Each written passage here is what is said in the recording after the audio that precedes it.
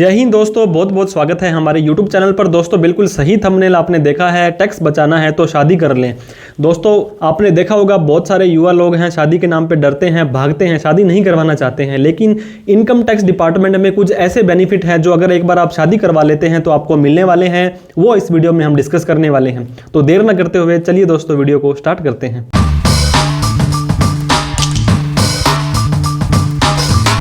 सबसे पहला बेनिफिट आपको दोस्तों मैं बताना चाहता हूं, on the occasion of marriage पर जो भी गिफ्ट, जो भी पैसा आपको मिलता है, आपको पता होगा इनकम टैक्स का सेक्शन 64 बोलता है गिफ्ट के ऊपर भी आपको टैक्स देना पड़ता है। लेकिन on the occasion of marriage पर हस्बैंड और वाइफ को, दूल्हा और दुल्हन को जो भी गिफ्ट मिलता है दोस्तों, चाहे पैसा हो, चाहे ज्वेलरी हो, चाहे गाड़ी हो, किसी भी तरह का कितनी भी अमाउंट का जो अमाउंट मिलता है दोस्तों एज ए गिफ्ट, वो टैक्स फ्री हो जाएगा।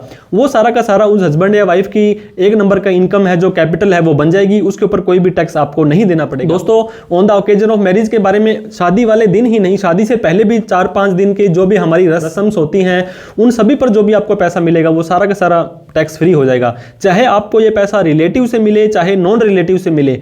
तो इस तरह से दोस्तों पहला बेनिफिट आपको शादी करवाने का ये हो गया। उसी दिन ही, शादी वाले दिन ही आपको ये बेनिफिट हो जाएगा कि जो भी गिफ्ट मिलेगा वो आपका एक नंबर का पैसा बन जाएगा, उसके ऊपर आपको कोई भी टैक्स नहीं देना है। On the occasion of marriage आपको जो भी गिफ्ट मिलता है। इसके अलावा अगला बेनिफिट दोस्तों आपको पता होगा, घर बनाना हर व्यक्ति का सपना होता है। तो आप भी अपना घर बनाना चाहते हैं शादी के बाद में, और आपको पता होगा आजकल घर की वैल्यू कितनी ज्यादा होगी, 1-1 करोड़ रुपए के भी घर दोस्तों मिलते हैं। तो आप हाई वैल्यू का कभी भी मकान बनाने जाते हैं तो आपको होम लोन लेना पड़ता है। होम लोन का आपको पता होगा रेट ऑफ इंटरेस्ट बहुत कम होता है, और आपकी इनकम, आपकी वाइफ या हस्बैंड की इनकम 30% की कैटेगरी में अगर जा रही है तो आपको पता होगा होम लोन के अंदर ओल्ड टैक्स स्लैब में अगर आप जाते हैं तो काफी बेनिफिट वहां पे आपको मिल जाता है। तो अगर आपने होम लोन को जॉइंटली ले लिया है, हस्बैंड और वाइफ ने दोनों ने मिलकर के होम लोन लिया है और दोनों मिलकर ही वो होम लोन भर रहे हैं, तो इनकम टैक्स का सेक्शन 80C बोलता है दोस्तों, प्रिंसिपल की बात करता है। अगर आप एक लोन की इंस्टॉलमेंट भरेंगे तो उस इंस्टॉलमेंट के 2 पार्ट होते हैं, एक प्रिंसिपल होता है और एक इंटरेस्ट होता है। सपोज करो आपने 20,000 रुपए की किस्त भरी, तो यह माना जाता है कि 15,000 रुपए उसका प्रिंसिपल है और 5,000 रुपए उसका इंटरेस्ट है। तो इनकम टैक्स का सेक्शन 80C बोलता है दोस्तों कि 1.5 लाख रुपए के प्रिंसिपल की छूट आपको मिल जाएगी। ये एक व्यक्ति की बात करता है। अगर आपने जो होम लोन है दोस्तों जॉइंटली ले रखा है तो 1.5 लाख रुपए की छूट हस्बैंड को और 1.5 लाख रुपए की छूट वाइफ को मिल जाएगी। मतलब दोनों को 3 लाख रुपए के सिर्फ और सिर्फ प्रिंसिपल की छूट मिल जाएगी। अब हम बात करते हैं सेक्शन 24 की, जो इंटरेस्ट की बात करता है दोस्तों। होम लोन के अंदर जो दूसरा कंपोनेंट होता है वो ब्याज का होता है। और आपको पता होगा जब इंस्टॉलमेंट शुरू होती है दोस्तों, तो आपको ये भी मैं बता दूं, मैंने एग्जांपल दिया था 20,000 रुपए का, तो इसमें 15,000 रुपए तो लगभग आपका इंटरेस्ट ही हो जाता है, क्योंकि स्टार्टिंग में इंटरेस्ट बहुत ज्यादा पड़ता है। और सेक्शन 24 बोलता है दोस्तों आपको 2 लाख रुपए के इंटरेस्ट की छूट मिल जाएगी पर पर्सन को। तो अगर आपने जॉइंट होम लोन ले रखा है तो 2 लाख रुपए हस्बैंड को और 2 लाख रुपए वाइफ को इंटरेस्ट की छूट मिल जाएगी। तो 2 और 2 4 लाख रुपए तो इंटरेस्ट की छूट मिलने वाली है दोस्तों, और 1.5 और 1.5 3 लाख रुपए आपको प्रिंसिपल की छूट मिल जाएगी। तो 4 और 3 7 लाख रुपए की अगर आपने इतनी किस्त भरी है तो आपको 7 लाख रुपए की छूट मिल जाएगी दोस्तों। अगर आपका टैक्स स्लैब 30% में आता है तो 7 लाख का 30% 2,10,000 रुपए का टैक्स आपका यहां पर भी बचने वाला है। इसके बाद जो मैं बात करना चाहता हूं दोस्तों, इनकम टैक्स का सेक्शन 80D बोलता है, हेल्थ इंश्योरेंस की बात करता है। हेल्थ इंश्योरेंस आप सभी को करवाना चाहिए दोस्तों।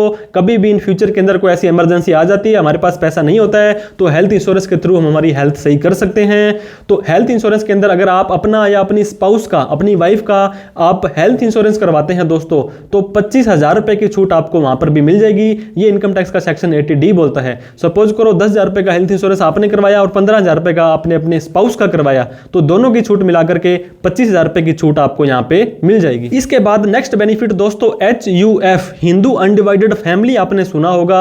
अगर आप हिंदू हैं, सिख हैं, जैन हैं, बौद्ध हैं, तो आपको HUF का बेनिफिट भी मिल जाता है। जिस दिन आपने शादी करवा ली है उस दिन से ही या उससे अगले दिन से ही आप अपनी HUF क्रिएट कर सकते हैं।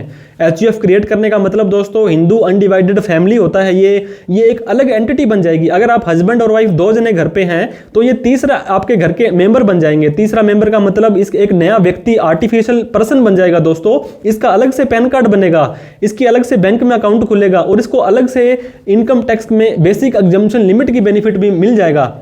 मैं आपको बताना चाहूंगा, अगर आप दोनों हस्बैंड वाइफ जॉब कर रहे हैं और आप एक बिजनेस स्टार्ट करना चाहते हैं तो आप अपने दोनों के नाम से नहीं कर सकते हैं, या आपका डिपार्टमेंट अलाउ नहीं कर रहा है, या आपको 30% टैक्स पहले से ही लग रहा है, तो आप एक HUF बनाते हैं दोस्तों, तो उसके नई फर्म का आप प्रोपराइटर बना सकते हैं HUF को, उसके नाम से नया बिजनेस स्टार्ट कर सकते हैं और यहां पर 2.5 लाख रुपए की छूट आपको अलग से मिल जाएगी। मतलब HUF की इनकम 2.5 लाख रुपए तक टैक्स फ्री है। आपने अगर कोई इन्वेस्टमेंट करनी है, शेयर बाजार में पैसा लगाना है, आपने कोई FD वगैरह करानी है, तो HUF के अंदर अगर आप पैसा लगाते हैं तो दोस्तों उसकी अलग से ITR भरनी पड़ेगी आपको और अलग से ही उसको छूट भी ले सकते हैं। इसके अलावा ATC वगैरह की छूट, इंश्योरेंस वगैरह, अगर आपकी 1.5 लाख रुपए ATC पूरी हो रही है तो HUF के थ्रू भी आप अपनी इन्वेस्टमेंट करवा सकते हैं, इंश्योरेंस वगैरह का पैसा लगा सकते हैं और HUF को 1.5 लाख रुपए की छूट अलग से मिल जाएगी। तो इस तरह से दोस्तों आप मैरिज के बाद ये बेनिफिट जो है उठा सकते हैं। मैरिज नहीं करी है तो करवा लीजिए, ये लड्डू होता है, हम सबको खाना पड़ता है। लास्ट में एक बात और बताना चाहूंगा दोस्तों, क्लबिंग ऑफ इनकम एक प्रोविजन इनकम टैक्स डिपार्टमेंट ने सेक्शन 64 में लगाया था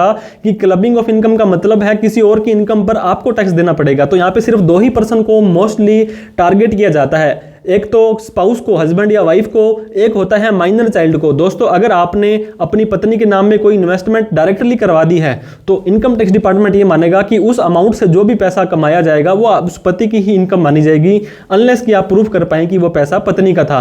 और माइनर चाइल्ड दोस्तों 18 साल से कम के बच्चे की कई बार हम FD वगैरह करवा देते हैं, तो उससे भी जो इनकम होगी दोस्तों वो पति के, हस्बैंड या वाइफ जो मदर या फादर दोनों होंगे दोस्तों, उनमें से जिनकी इनकम ज्यादा होगी उसमें क्लब हो जाएगी।